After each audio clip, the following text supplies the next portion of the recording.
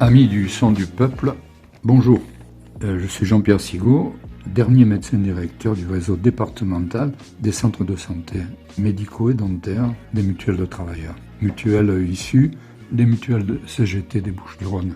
La grève et les manifestations en cours des médecins, des internes des hôpitaux, méritent certainement un petit décryptage et la prise d'un peu de recul.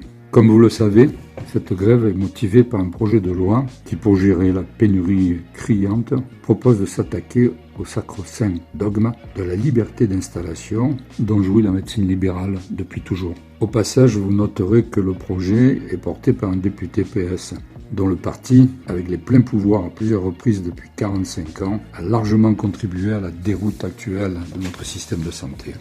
En effet, l'insécurité sanitaire et l'insécurité sociale à laquelle nous assistons deviennent de plus en plus difficiles à masquer derrière la pseudo-insécurité liée aux immigrés et maintenant l'insécurité liée à Poutine. Elle est bien le résultat d'une même gestion autour d'une équation ridicule reprise depuis des décennies par tous nos gouvernements successifs. C'est l'équation du numerus clausus.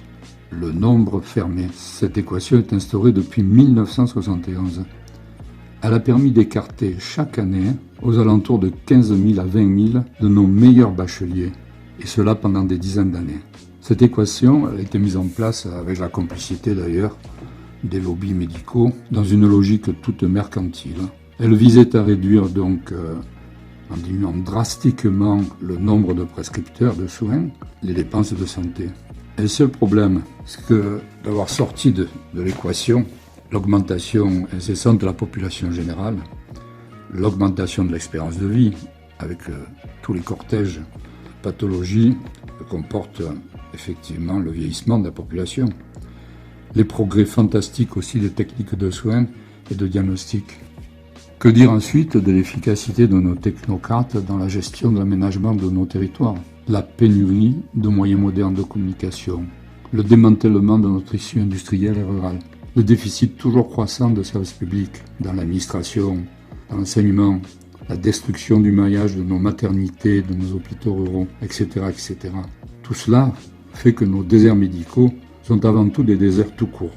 Alors peut-on vraiment en vouloir à nos jeunes médecins de ne pas souhaiter payer seuls tous ces pots cassés? Des solutions qui demanderaient un vrai courage politique existent pourtant. Ça sera peut-être l'occasion de prochaines discussions.